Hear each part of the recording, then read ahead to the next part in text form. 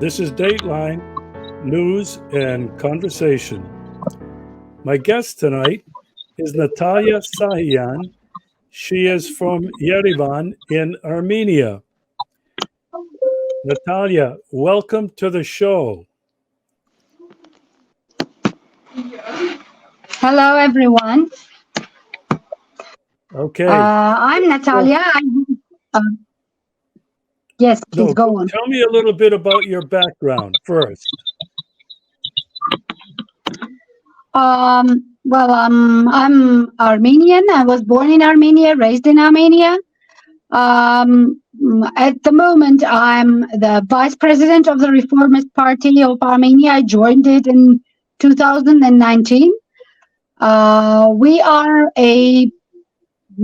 I wouldn't say that we are an extremely right party. We are rather a centrist party, but we are speaking in favor of our traditional values, which means that at the moment we are not very much supporting the current regime because they are more into liberal values.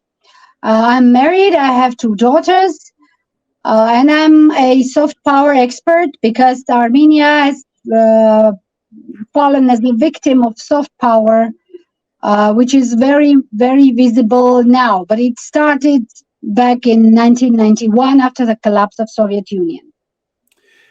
Okay.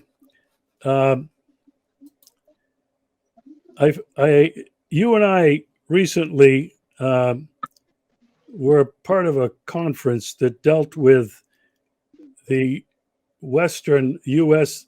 introduction of liberal values into your country and around the world. But before we get into that, can you give me a little bit of a historical background about Armenia and Nagarno-Karabakh? Because not many people really in the United States know about it, but not only that, they couldn't even find it on a map, I'm sure.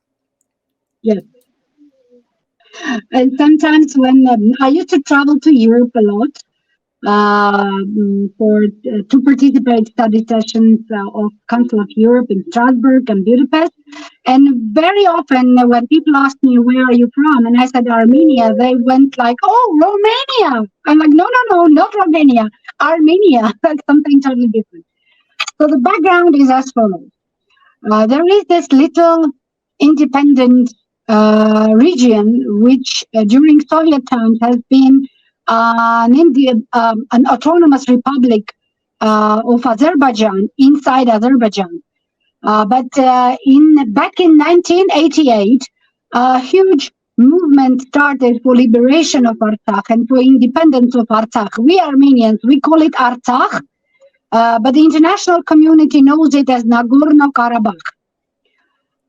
And after the collapse of the Soviet Union, this movement for liberation of Artsakh became even more active. And in 1992, a real war for liberation of Artsakh started. In fact, the war was between Nagorno-Karabakh and Azerbaijan for independence. But Armenia supported the defense army of Artsakh. And in 1994, a ceasefire was signed with mediation of Russian Federation, of course. But after that, Azerbaijan broke the ceasefire regime many, many times. But this is not what I would like to talk about now. And ever since 1994, Armenia was in negotiations with Azerbaijan to achieve the final independent status of Artsakh. This is a little historical information for you to understand how things happen. Armenia declared its independence from the Soviet Union in 1991 on 21st of September as a result of a referendum. Same happened with Artsakh. People of Artsakh organized a referendum according to effective laws of the Soviet Union, which wasn't totally collapsed at that time, and declared its independence from the Soviet Union before the Soviet Republic of Azerbaijan declared its independence from the same Soviet Union. So the reality is that today's Republic of Azerbaijan never included the territory of the Republic of Artsakh. And this was the background, and because they were a result of a referendum, which is very important for the democratic values that modern West is now preaching as well. It has been preaching it all along, but considering hypocrisy that is ruling all over now, it's very funny how they choose that, for example, Kosovo deserves to be independent just because the Washington rules so, but people of Artsakh do not deserve implementation of their right for self-determination. So I hope the people who are listening to us now understand that Artsakh became independent from Soviet Union before Azerbaijan. Particularly that current Azerbaijan doesn't recognize itself as an ancestor of the Soviet Azerbaijan. This is a little background. I hope we will refer to it later on, because as we know, there was this first war that I already mentioned. We call it First Artsakh War, started in 92 and lasted 3 years till 94, and ended up with a ceasefire. Then regularly Azerbaijan violated ceasefire treaty, and after the color revolution that happened in Armenia in 2018, which was largely supported and I could say even provoked actually and sponsored from the West, we ended up having a regime which was anti-Armenian, is now anti-Armenian, anti-Artsakh. And we had another war in 2020 that lasted 44 days. Armenia had over 5,000 casualties among military contingent, and we lost 75% of the territory of Republic of Artsakh. And today Azerbaijan is pushing towards integration of Artsakh into Azerbaijan, which is not acceptable for us whatsoever, because as we know, the right for self-determination is dominating over the territorial integrity if there is a threat of ethnic cleansing. And we know from ages of history that many times ethnic cleansing happened both in Artsakh and in Greater Armenia. So now what we are doing, the opposition in Armenia, we are now raising our voices to say no to any sort of negotiations that regime in Armenia is going through now with Baku, because what Azerbaijan wants to achieve is direct negotiations with Yerevan separately on peace treaty between Armenia and Azerbaijan, and separate direct negotiations between Stepanakert, that's the capital of Artsakh, and Baku, which is obviously a nonsense because let's call it a territory now, because now it is the status of Artsakh is unclear. Cannot have direct negotiations with Metropolia when there is a threat of ethnic cleansing. Obviously, there is no such example in history. So obviously, we need a moderator in both, in fact, relations and negotiations between Armenia and Azerbaijan and Stepanakert. But what Azerbaijan is pushing with help of the US predominantly is direct negotiations. This is a brief background about why am I talking about Artsakh so much? Because this is a burning issue in Armenia and it's our pain. Because you see, historically, Armenia in reality has very brief history of uninterrupted statehood. We didn't have independent Armenia for some 700 years. First Republic was founded in the beginning of the 20th century, which lasted only 2 years. Then there was the Second Republic from 1918 to 1920. And only after that, Armenia became a part of Soviet Union. And today, after 91 Independent Act, we're having the Third Armenian Republic. So we don't have that much history of uninterrupted statehood. Whereas in Artsakh, which was populated by Armenians predominantly, like 95% of population of Artsakh were Armenians. Only at some period in Soviet times, there were 25% of Azerbaijanis living there. But Artsakh has a longer history of uninterrupted statehood than Armenia as an Armenian state. This is why it is so important for every single Armenian. Well, of course, we do have people who think that probably we should give up Artsakh. But giving up Artsakh, meaning putting life of 120,000 Armenians under the threat of ethnic cleansing. And this is a recognized threat even by the EU and Washington, but all they do is express their, deep concern. That's it. No action. No political statement on Azerbaijani war crimes during the 44-day war that happened in 2020, as I mentioned already, because Azeris used forbidden weapons, including weapons with phosphorus, which was very kindly delivered by Zelensky, in fact. We will refer to it later. Because ever since Zelensky came to power, he was claiming that Karabakh is Azerbaijan, just as Crimea is Ukraine. So Zelensky and Aliyev are actually on the same page on this. And they are, their behavior, pattern of their behavior is very much alike, because I think they are two dictators. Just like Saakashvili in Georgia was a dictator. Even though he was brought to power by another color revolution, allegedly to bring Georgia to a democratic, whatsoever, that didn't end up that well.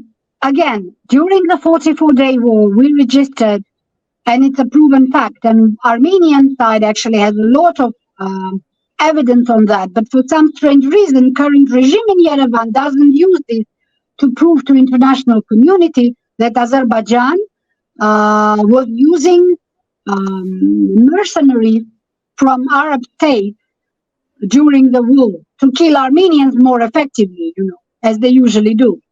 And these mercenaries were supplied by Turkey, just like the combat drones and kamikaze drones. They came partially from Turkey and partially from Israel. So this is the current situation in Armenia. So, Natalya, I want to know, is there still fighting along the border? Yes, well, we wouldn't call it like actual war, but Azerbaijan is constantly violating the ceasefire that was signed on 9th of November 2020 with mediation of Russian Federation. And there are 3 signatures under that document of President Putin, President Aliyev, and Prime Minister Pashinyan. But obviously, because Azerbaijan is such a state that, they will push forward as long as you let them. They will never stop. So every day we're having violation of ceasefire regime. In September last year, there were 2 days of very, very active military action, and we had over 200 casualties from Armenian side. Recently, Azerbaijan again violated the ceasefire on Armenian-Azerbaijan border, not only on Armenia, on Azerbaijan-Artsakh border, where Russian peacekeepers are situated. But now they are attacking Armenian villages in Gegarkunik region, where there is a gold mine called Sotk gold mine. After the war, half of the gold mine was occupied by Azeris, and now it's operating on some 20% regime, which is of course a big problem for Armenian government in terms of taxes, because this gold mine is one of the largest taxpayers for Armenia. So yes, almost every day we're having, at times it's just, soldiers shooting on air, But still, it is a lot of stress for Armenian soldiers over there because obviously we're all people, and of course it's scary, especially after we lost the last war, because Azerbaijan was backed up by Turkey, and Armenia was not backed up by anyone, because the new regime in Armenia that came to power in 2018 after Color Revolution, they managed to spoil relations with all our allies, with Russia, with Iran. I mean, these are the two primary players in our region, Russia and Iran and Turkey. Turkey is not our friend, obviously. Iran is our ally because we have common interests. And Russia is our strategic ally because it's Russia and because we are Armenia and we have historical roots and historical background supporting each other against Turkey. Armenian soldiers fought on Russian side during 13 wars that Russia had with Turkey. And Russia helped and saved Armenia many, many times. So this is not just a document that was signed between Armenia and Russia on strategic alliance. This is something that has a historical background. And this is something that has also a civilization background. Because Armenia is a country who adopted Christianity as state religion, who was the first to adopt Christianity as a state religion, obviously bears some responsibility. And Russia, as a country that inherited its Orthodox Christianity from Byzantium, also has responsibility towards humanity. You know, I'm talking little global things, but this is the reality. So Armenian people and Russian people, I'm not talking about leaders or governments, because governments change, but people stay. So this brotherhood that exists between Armenians and Russians, it doesn't really depend on government, but relations between states can easily be spoiled by stupid acts that somebody in charge may do, and this is exactly what happened. So Russia is really supportive of Armenia, and I think you mentioned that Russia has peacekeeping forces there. Is that right? Yes. After the document was signed on November 9, 2020, this document actually provided for Russian peacekeepers to be situated in Nagarno-Karabakh region for peacekeeping mission. And also they were situated in Lachin corridor, which is the only corridor which is the only road from Armenia to Artsakh and backward. Today, Azerbaijan put a checkpoint there. I know from the newsfeed that not only that Russian peacekeepers, the commander of Russian peacekeeper force, is now negotiating with Azeris to remove this checkpoint, because the document of November 9 does not provide any regulation for any sort of checkpoint. It says clearly that communication between Artsakh and Armenia through Lachin corridor has to be uninterrupted and free, which means that only Russian peacekeepers have the mandate to be there, to be located there, and to supervise whatever movement goes back and forth. But recently, after Azerbaijan put a checkpoint there, unilaterally, even the Red Cross, cars of Red Cross were not able to go through the corridor. Let me also inform people who are watching us that Artsakh is being in blockade now for 5 months.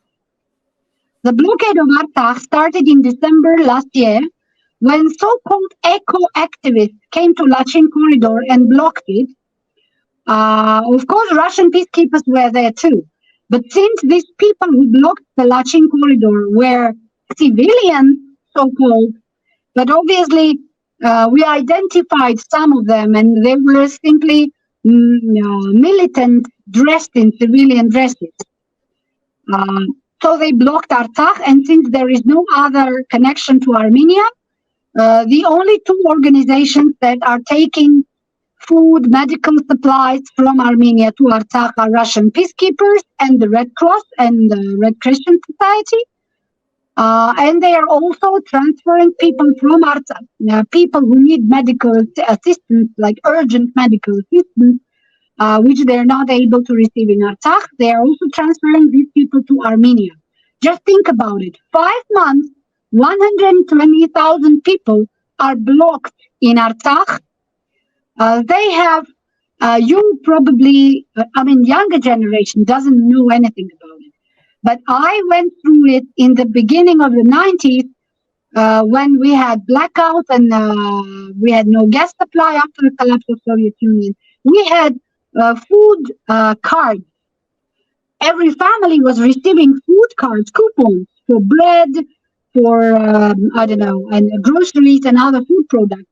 This situation is now in Artsakh. We're in the 21st century. And the so-called collective West is preaching us things about democracy and I don't know what, but they are not able to influence Azerbaijan to stop blockade of Artsakh. And people are receiving bread, like 500 grams of bread per day per person. 21st century. And Azerbaijan is claimed to be a good friend of the European Union. How is this happening? What happened with this world? Wow.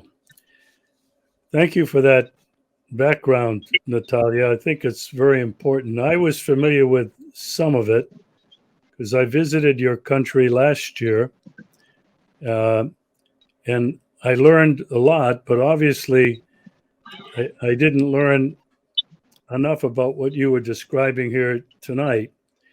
Now, you and I participated in a conference, an international conference, about a week ago, and the topic was soft power, how the United States influences other countries. And I would have to say, I think the United States is doing this in close to 100 countries around the world where they have military bases, 800 military bases. But I'd like to start with asking you this because you told me you were a soft power expert. How is the United States promoting this liberal agenda in Armenia, and when did they start and how are they doing it? A very good question. In fact, many people pay no attention to this because this is why it's called soft power, because it infiltrates into every area of your life without even you noticing it. The application of soft power, particularly by the US, started in Armenia immediately after the collapse of the Soviet Union. And I'm thinking that they've been preparing to this even before the actual falling apart of the Soviet Union happened. Because immediately after the Belaverskaya-Pusha document was signed, when the Republic agreed that they're not a Soviet Union anymore, all sorts of foundations, like charity funds and other NGOs, started to grow like mushrooms after rain. Like USAID, I don't know, the very famous Soros Foundation, which is called the Open Society Institute, the Eurasia Foundation, Madeleine Albright Foundation, and many other so-called charity organizations showed up immediately. The US Peace Corps also.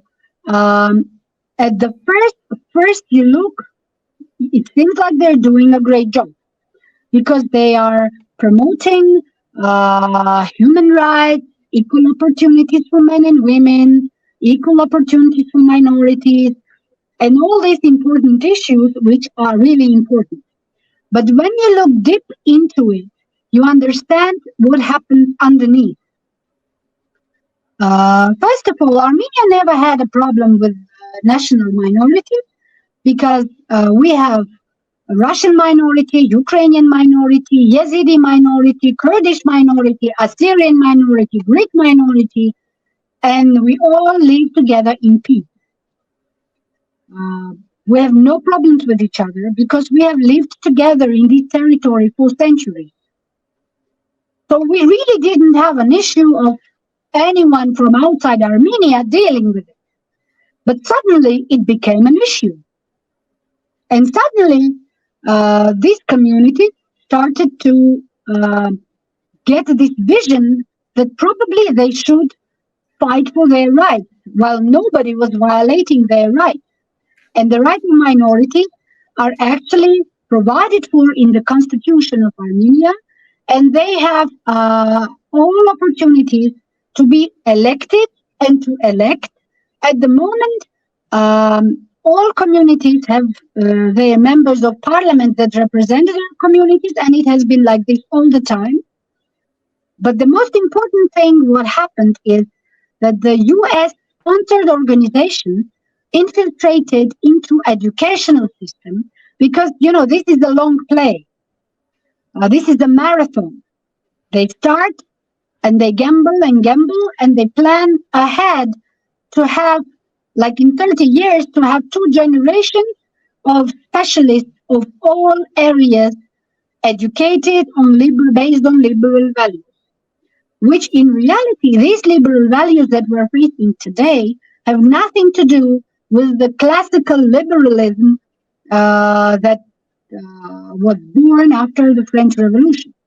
This is a neoliberal globalist values which have one aim: to destroy traditional values and to destroy nations which have self-identification and which have national identity based on their national values. Because if you teach people, let me start from this. It's been a long time, centuries, since the law is not justice anymore. So when you teach your society to obey to a written law, which is written by somebody, and which is not necessarily just, and you train them, that are generations, to obey to this written law, then you can change the law the way you want, and even write terrible things in this law. But your society will obey these terrible laws, which are not just. So taking this into consideration, let's move forward. When you have educational system which is teaching you that your national values are not real values, and then that these values are not letting you to develop, and that they are depriving you of something which is obviously not true, you teach these people to deny everything that your national identity is based upon. And when we say that, I usually use the term collective West because it is not only the US. It is funny when you monitor how this soft power is being implemented. It's a mosaic, it's a puzzle. Some parts of it are being implemented through EU structures. Some of them are being imposed by Great Britain. And some of them are being implemented by the USA. We have to understand that this collective West is not one uniform structure. It is, in fact, it has many elements which are functioning in a very organic way, and their final goal is to bring all the countries which are in their focus to common globalist system, so that they all obey the same rules, which means that this world is a unipolar world with one leader. And I'm sure that the US is seeing itself, okay, let's say the White House, yes? Because right now, I don't have the feeling that people in White House are actually representing the American people. And sometimes I have the feeling that U.S. during the last 3 decades is more like, an animal farm which is heading towards the brave new world. And it's painful to see what's happening with a nation that has been great once, but now in this conglomerate together with EU and Great Britain, what they're doing in the world is horrible. So where is Armenia now after implementation of this soft power? See, these people that have been educated on liberal values, because one of the main tasks was to ruin Soviet education system, because the educational system that we had in Soviet Union, I think that all education experts will agree with me that system worked perfectly. And the task was to ruin it and to build a new system which will not allow people to see the problems that these liberal values are bringing with them. For example, I'm trying to be politically correct because I have no problems with LGBT plus community whatsoever, but I'm always asking one question. Do these people who represent this community, people who started their struggle for their rights and equal opportunities and equal rights back in 70s, do they realize that today this LGBT community slogan has become a tool of soft power to ruin traditional values in certain countries? Do they like this? Do they want to be a tool of somebody which doesn't really represent their interests? Why am I referring to this issue? That today Armenia is already considering serious changes, legislative changes, in order to promote things which are not organic to Armenian traditional mentality. For example, juvenile system of legislation, because I don't know, some European or American experts maybe think that in Armenia domestic violence or violence against children or women is now such widely spread thing that we need a separate legislation, which is totally not true. If you look at the statistic, Armenia is on the same level with several European countries. Of course, we have problems with these issues, but it doesn't mean that we need somebody from the West to teach us how to deal with them. Especially, it is funny to hear from American experts when they're trying to apply same soft power and teach us democracy and values, how valuable human life is and all that, when the US didn't manage to deal with its shameful past in terms of slavery and mass murders of Native Americans, and the situation in which Native Americans are now, which is not much better than it has been like 50 years ago. And when we look back, even after the Second World War, there's been a much terrible thing as segregation in the United States.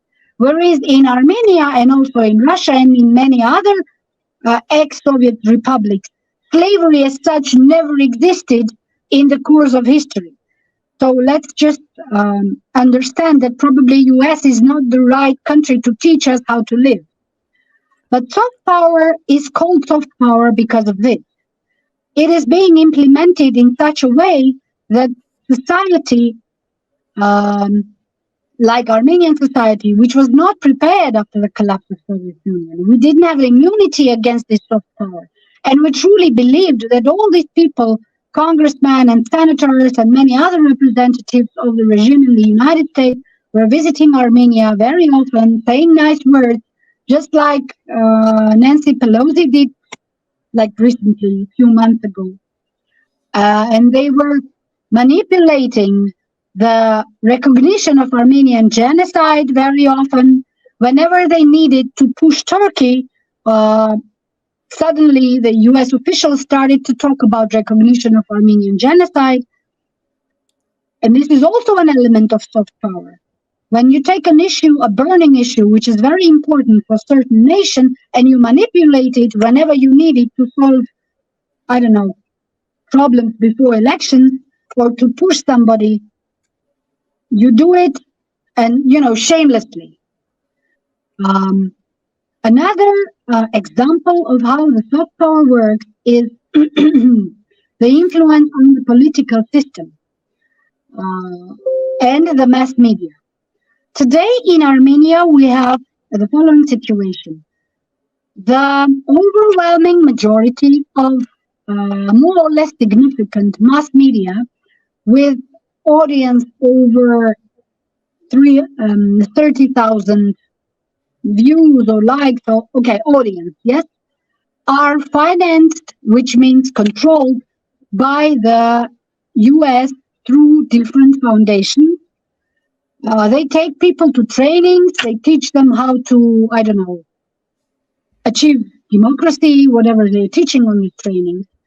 But the funny thing is this, that when you actually monitor the situation, you see that double standard is the only principle that works in terms of, for example, freedom of speech and freedom of professional activity for journalists. Because if an oppositional journalist, opposition now, not before the color revolution, if an oppositional journalist writes an article about corruption in power today, because Armenian regime now is stating that there is no systematic corruption in Armenia. There are sporadic, separate manifestations of corruption, which is not a systematic thing.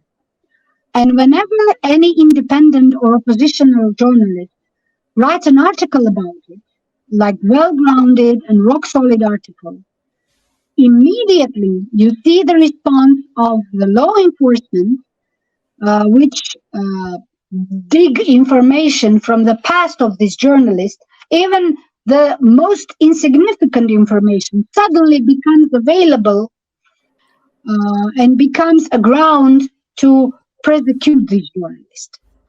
But when journalists from pro-Western media write groundless articles without any evidence and without any proofs about, for example, ex-presidents of Armenia, which were not ideal. There are no ideal people in this world. Of course, we did have problems in Armenia, but our independence was solid.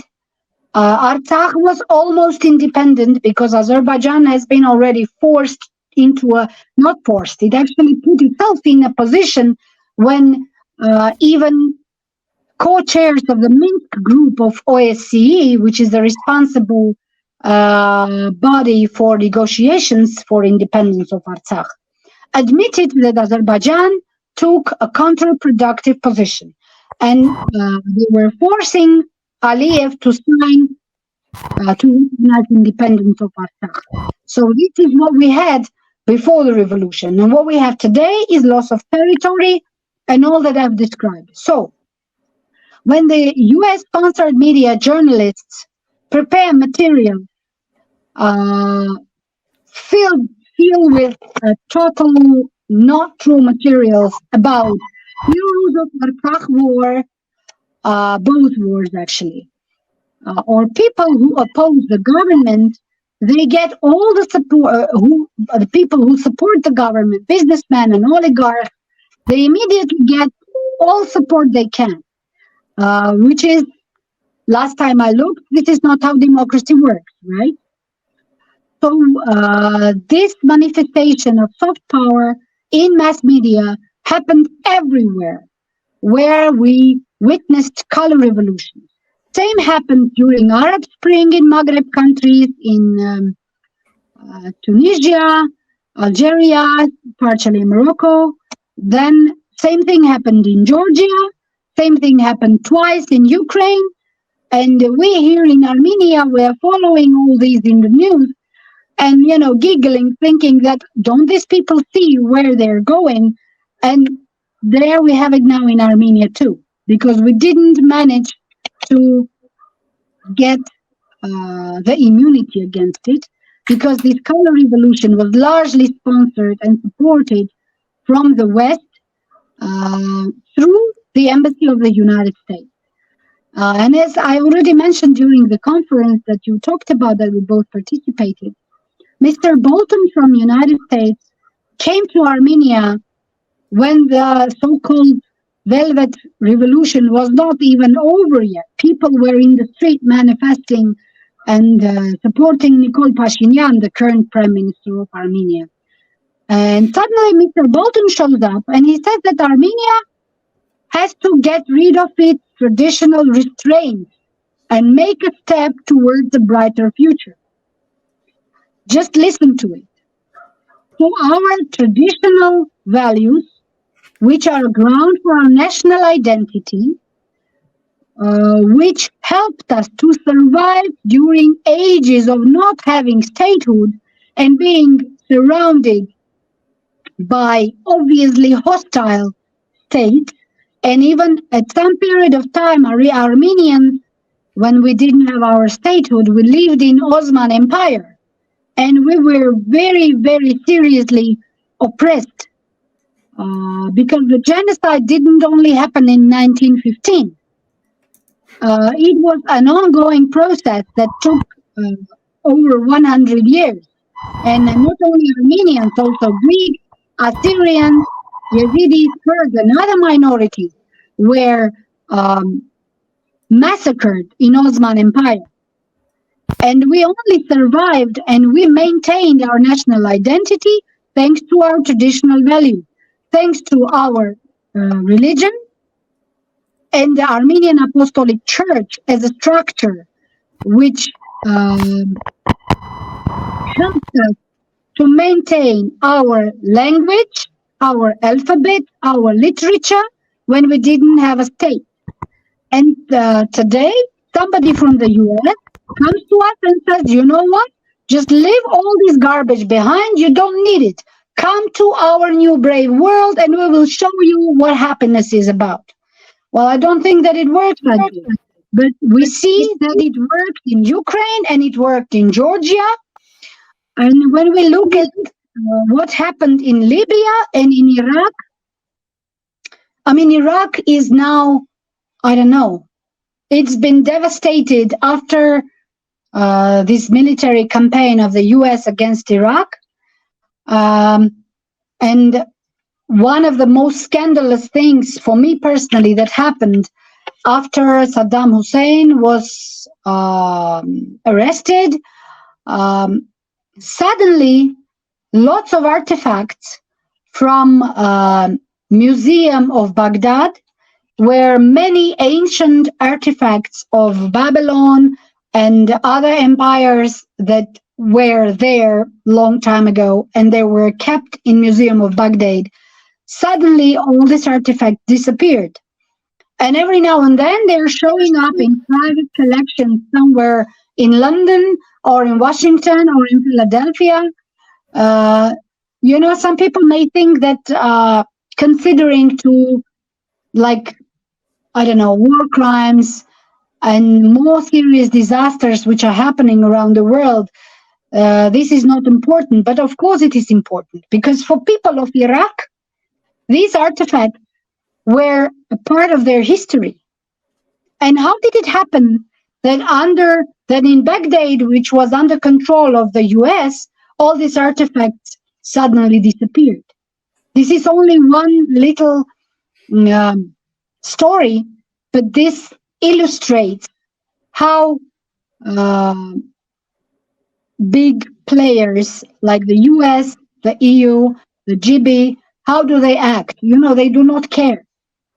They absolutely do not care. Just like now, they pump Ukraine with all the weapons, and they do not care about Ukrainians dying every day, because they have a goal to put Russia on its knees, which is not going to happen. Just think about the costs. You cannot just say that all this was, all this is not important as long as we take over Russia. Of course it is important, because all these people have family, and they have, when you just think about it, it is so disgusting. What happened in Yugoslavia when US bombed Belgrade without any sanction from the UN Security Council, just because they thought it was the right thing to do. I'm sure that they had all the justifications they needed. The Clinton administration and Bush administration before him, they had all the justification they needed to convince themselves that they are in their right to bomb Belgrade. But in reality, all they needed is to start a war in the heart of Europe. And then they ended up in having many small states which are easier to control. Otherwise, how can we explain the situation with Kosovo when the so-called international community did everything for Kosovo to become partially recognized state, but still, the US recognizes independence of Kosovo, whereas, for example, the Pridnestrovye in Moldova, they don't think that these people deserve to be independent. Or the international community doesn't think that Armenians of Artsakh, people of Artsakh, at the moment Artsakh is populated only by Armenians. And how come that they do not deserve to claim their independence and to declare their independence as an independent state, but Kosovo does? Isn't this an ugly manifestation of double standards and hypocrisy? It is. And this is the result of application of soft power. If you talk to Serbs, for example, our good friend Dragana Trifkovic talks about it. She's wonderful. Same thing happened in Yugoslavia. How did all these foundations suddenly appear in Yugoslavia and start giving out money just like that? Grants to, promotion of democratic values, programs of all sorts, projects of all sorts. Same Soros Fund. They did enormous job in order to destroy traditional values and have a generation which would combat against these traditional values. I can talk about soft power endlessly. Well, let me ask you this. Vladimir Putin seems to be countering these Western liberal, he called them satanic values. Mm-hmm. Yes. And do you think that Putin understands soft power and what has been happening not only all over the world, but in his own country of Russia? I'm sure Vladimir Putin is obviously much better informed person than any of us, and of course he does understand it. But we also, on our side, we have to understand that Russia is a huge country. What Vladimir Putin is doing is a very hard job in terms of combating all these globalist influences that came to Russia actually at the same time as they came to any ex-Soviet Union republic during Boris Yeltsin. And when we look back at the Russia during Boris Yeltsin, it was a total chaos where Brits and Americans did whatever they wanted to do. They robbed Russia as a country in terms of natural resources. And this is exactly when they planted these, I call them soft power bombs, in Russian society that Putin is facing today. And he is trying to keep his country intact, because what these soft power applications are aiming at is at dividing Russia into several smaller states in order to, divide and rule. This is a very old Roman proverb that Brits took over after Romans took over the misty Albion, and then Americans inherited it from the Brits. So divide and rule, this is what they do. But since in 21st century, you cannot just, if circumstances are not in your favor, you cannot just send military troops there. For example, Americans couldn't send military troops to Armenia for obvious reasons. So whenever they cannot send military troops first, they send soft power agents first. They couldn't do it in Iraq. And what did we have? We had Colin Powell holding a vial in his hand, saying, this is something, I don't know, whatever it was. So let's bomb Iraq. Full stop. And the international community applauded. Yeah. And obviously what Vladimir Putin is doing now, I want everyone to understand. What I'm saying now is not because I have some fetish on Russia, or I'm a pro-Russian public figure in Armenia. I am a pro-Armenian public figure. And I believe that for Armenia's best, and it is Armenian best interest to rebuild its alliance with Russia. This is why our party supports Russia in its special military operation in Ukraine, because we see what Putin is facing. We have gone through it already. In Russia, it was a little slower because it's a huge country. And what Putin is doing today, of course, for the so-called enlightened international community, it is not democratic, and they say that Putin is a dictator. No, he's not a dictator. With a country like Russia, sometimes you have to take a not popular decision and do not very popular action in order to push forward your national interest. What Putin is doing is pushing forward the national interest of Russian Federation.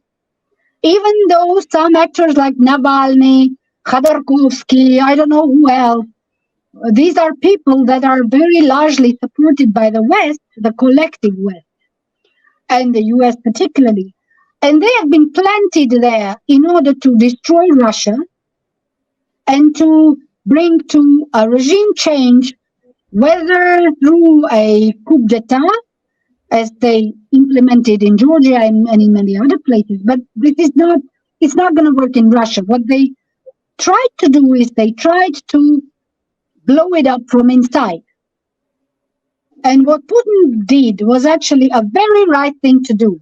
These extremists, I call them extremists, liberal, globalist actors, they have to be stopped in the very beginning. We didn't manage to stop Nikol Pashinyan in the beginning of his career, when he was writing small articles in a newspaper that nobody knew about, saying that Artsakh is a burden for Armenia, we have to give it up, and then we will live as millionaires, because then we will be friends with Turkey, and we will open corridors and all that. We didn't stop him then, and this is the disaster that we have now. So Putin is doing everything right. He knows what he's dealing with, and I'm sure that he knows all the hidden threats that there exist in Russia. Ordinary citizens may not see it, because, as they say, the best about devil, what he achieved, is that nobody believes in his existence. Yes, about the devil. So these threats that truly exist, they are not always visible for ordinary people. So, Natalya, I wonder if you would agree with me You know, I do not recognize the country of my birth, the United States of America, at all today. I do not. But I think there's a problem when people keep saying it's the United States that is doing all of this. And I see it a little bit differently. I see the presidents in the United States, I see the politicians, I see the Supreme Court as managers of an agenda. They didn't create the agenda, I do not believe. The agenda, I believe, has been created by, you keep saying it, the globalist. And they are these apparently anonymous figures, but they have names, and some of us know those names, and they have evil and satanic intentions to dehumanize all of us. It's obvious what their agenda is all about. And would you agree with this, that when soft power doesn't work and American interest, it's really the interest of the globalists, they use the United States military as a hammer. And we have seen that repeatedly. You talked about it in Yugoslavia, in Kosovo, in Serbia, in Iraq, in Libya. They attempted it in Syria, Afghanistan. I could go on and on and on, but would you agree that the United States is not the genesis of this, but it is, they are the managers. They are being used to implement this agenda worldwide. In fact, yes. This is that's why when I prefer to use the term collective West, because obviously US is not the only player in this game, this gamble.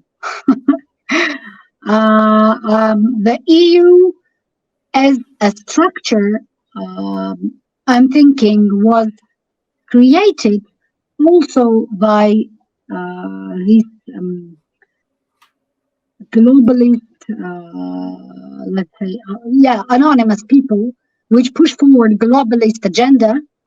Because what we see, what has EU become now, and what it has been declared in the beginning when it only was created, it's like two big differences.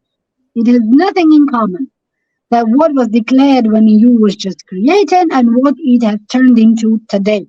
We see that today EU is also an instrument, a tool for this globalist agenda.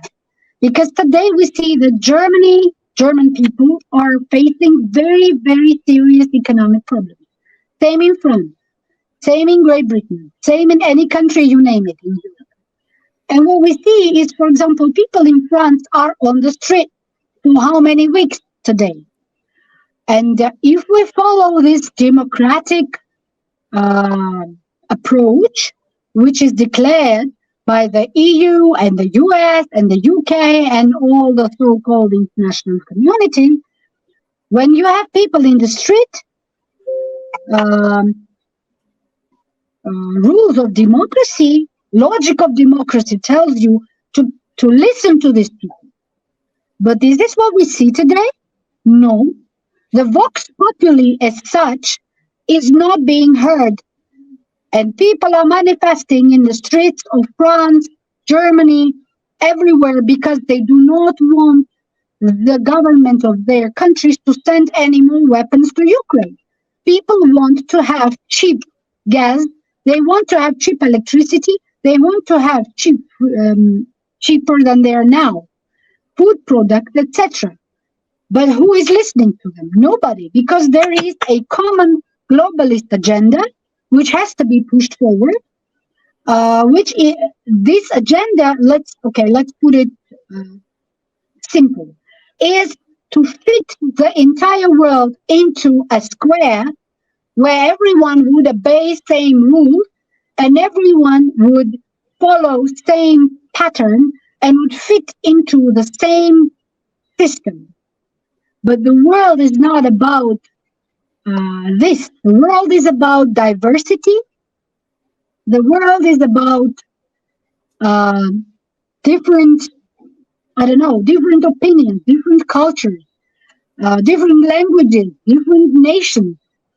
And if you look back in history, for example, Bolsheviks, those who actually organized the October Revolution in Russia, they were globalists of their time. Because what Bolsheviks preached, they said, we do not recognize nations. We're just all one big Soviet area, and it doesn't matter to which nation you belong. And in the end of the Soviet Union, we saw that it never worked like this. Because even though during Soviet time, for example, Azeris and Armenians were living kind of peacefully, because there was one big hegemon in Moscow, but as soon as the influence of Moscow was lifted, all the conflicts based on national differences and ethnic conflicts and religious conflicts immediately became visible. Same was in Central Asia. Same was in Georgia. Same was in Baltic states. So you cannot just pretend that differences, ethnic differences, cultural differences do not exist. You cannot push everyone into the same box and force everyone to obey same square rules.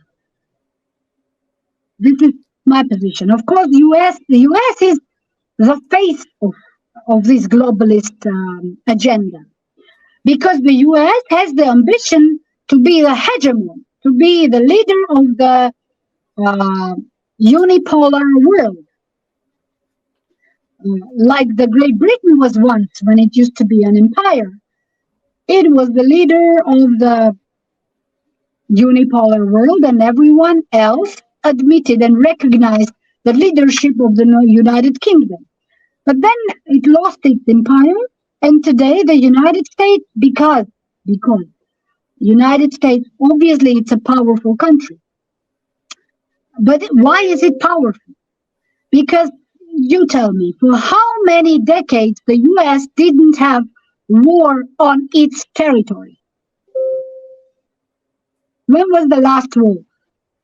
If I'm not mistaken, the last war on the US territory was the war between the North and the South. No? So they are living, the United States is a country that was not devastated by ongoing wars like it was in Europe.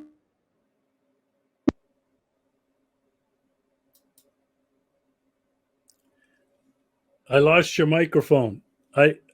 It's a tragedy. Could you repeat that? Because your microphone muted. Oh, I'm sorry. Today, of course, it is not the situation. The economy of the United States is a disaster today. And what we see now, can you hear me? Yes. Okay. So one more little thing that I wanted to point out.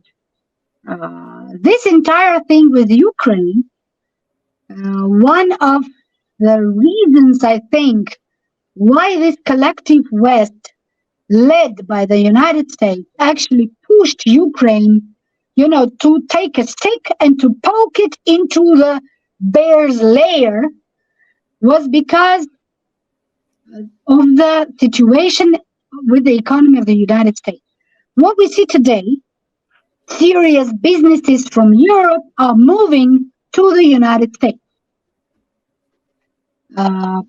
Businesses are also moving their funds from Europe to the United States. Serious professionals, especially in IT, are moving from Europe to the United States, because Europe is not a safe place anymore.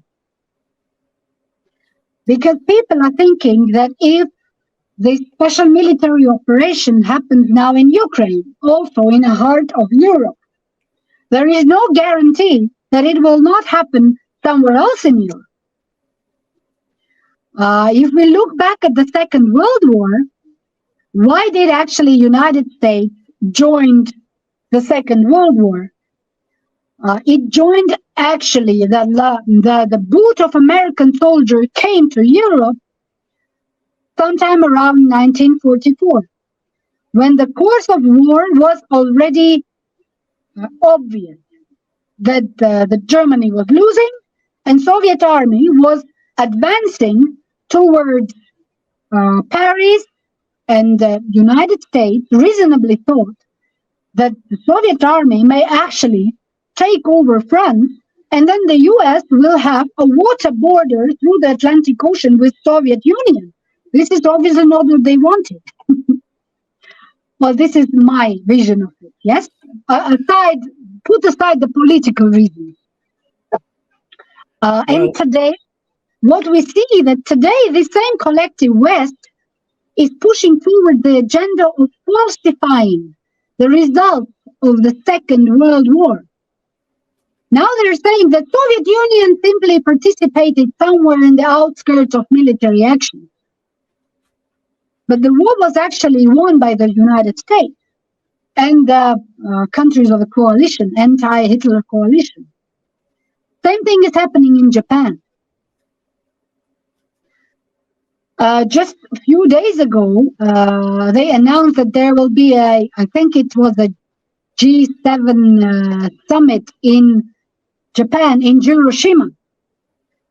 The city, I think, was selected very purposefully. And do you know that today there is a younger generation in Japan who believes that the nuclear bombs were dropped on Hiroshima and Nagasaki by the Soviet Union, not by the United States? This is the reality that Japan is facing, another manifestation of soft power application. How can it be that the country which suffered from the United States so dramatically, like Japan, I mean, after in 1945, American officials, military officials based in Japan, were reporting to their commanders in Washington that the emperor doesn't have any power anymore and he's ready to capitulate. So there was obviously no need to drop these nuclear bombs. But the United States wanted to show to the entire world, and particularly to the Soviet Union, that look what I can do. And they also wanted to prevent Japan from falling under the influence of the Soviet Union. And this is why all this happened. But today, Japan is the best ally of the US in the Pacific region. Now there's a legitimate question. Don't these people have a collective memory? No, they do not. Because soft power is working in Japan too.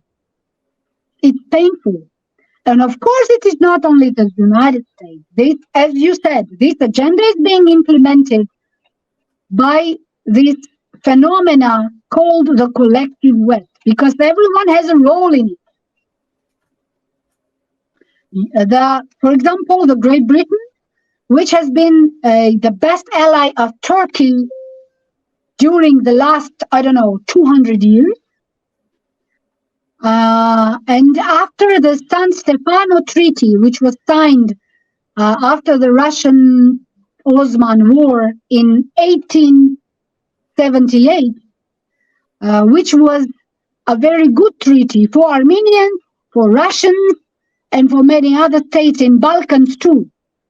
But Brits interfered, and they denounced the San Stefano Treaty, and then there was the Berlin Congress, which actually was very bad for Russia. It ended up very bad for Armenians, and it gave much more freedom to the Ottoman Empire, and untied the hands of Ottoman leaders. We implemented yet another massacre of Armenians, Greeks, Assyrians, Kurds, Yazidis, and everybody else who didn't fit into the Ottoman agenda. And today's Turkey is also pushing forward the neo-Turanism agenda, and Armenia is on its way. if you look at the map, Armenia has a border with Iran, which is on the way between Turkey and Azerbaijan and the middle, the Central Asia states, like the stands, we call them. And Erdogan has this ambition to rebuild the Great Turan and to unify all these Turkish, as he said, Turkish origin countries, but Armenia is on its way. And since Brits have their own interest there, they support Azerbaijan. Because if on the way towards their goal of unification of Turkey with Azerbaijan and the Stan, and the Brits think that they will be able to control them as they did before, which is highly unlikely, even if on this way suddenly no living Armenian remains, they will not be concerned at all. Just like they were not concerned about hundreds of thousands of Indians that died when India was under the British, when it was a British colony. Okay, let's look at Africa. What happened in Africa? When there were British colonies, Dutch colonies, French colonies, all this is a dramatic historical experience that nations have, but the collective West is expecting us to forget and forgive and go on like nothing happened. No, it doesn't work like this. And this is, again, let's return to Putin. Look what he did. He sent Lavrov to Africa. Lavrov visited almost every single state in Africa.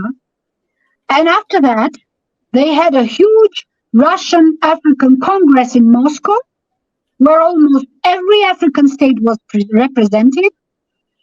And I watched a video where representatives of African states, where there were like different interviews with different people, and what they all mentioned, that Russia always showed respect towards Africa. Russia never participated in enslaving Africa. Your microphone.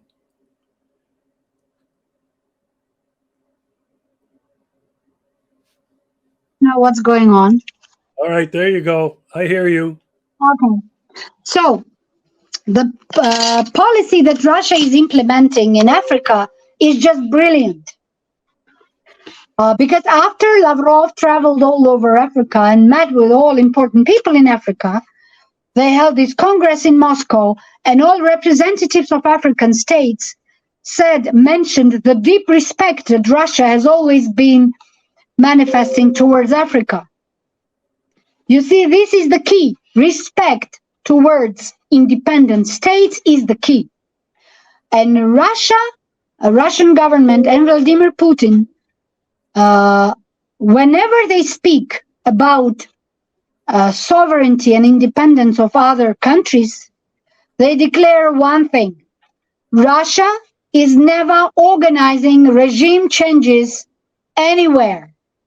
We respect independence of other countries and we expect them to respect our independence. Whereas the collective West organized multiple regime changes all over the world. And we see it happening, at least if we take the last 3 decades, we see it happening over and over again in different places in the world. So we just have to be realistic and be pragmatic and understand that, of course, democracy is important. Of course, human rights are important. And everything else that this globalist agenda pushes forward, every element of it is important. But when all these elements come together, united by populism and hypocrisy, they become a very dangerous thing. because these values lose their let me find the word. Actually, they stop being values because they become only words. And today, in the countries which are representing this collective West, truth and justice have no value at all. Truth becomes visible, or people start raising their voices about the truth or about justice only when it suits the globalist agenda. During the 44-day war in Nagarno-Karabakh, when we raised our voices, we informed everyone we could that, look, Azerbaijan is using restricted weapons which are forbidden. Azerbaijan is using mercenaries from Arab countries. And many other violations of international conventions were happening there. The only thing that we heard were deep concerns, and behind the scene words about, well, Artsakh is not recognized. Okay, if it's not internationally recognized, so let people die there. Isn't any human life important? So what that Artsakh is not recognized? So we can all close our eyes and let people die there? How is this possible in the 21st century? It is possible because independence of Artsakh is not important for globalist agenda. Pipelines are important. Communications are important because the collective West wants its cargo to move back and forth based on suitable logistics. That's all that matters. Now, the decision that each of us has to make is, are we okay with this or we're not okay with it? If we're not okay with this cynical approach, then we have to form I don't know, I don't want to call it a community, but we have to form one single front, unified front, and move forward as a front. The European Union and Council of Europe, they have a slogan. It says,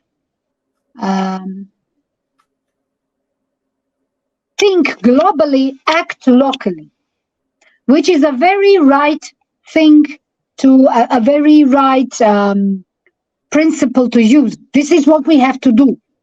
We have to think globally and be able to realize all the threats and dangers that this globalist neoliberal agenda brings with it, and act locally, each of us in our country, in our community, to talk to people, to explain to people how is this soft power working so that people develop immunity against it. I think that this is the only solution. Because if the other side works, play this game as a long game, and they play this with having it planned 50 years ahead, 100 years ahead. In fact, there's a lot we can learn from Turks, because the Kemalists, ever since Ataturk, who came to power in, if I'm not mistaken, in 1918 in Turkey, actually as a result of another coup d'etat, which was also sponsored by Europe. Turkey worked out a policy of its strengthening, developing. Look at Turkey 30 years ago. It was not even able to sponsor its football team to take part in a European championship.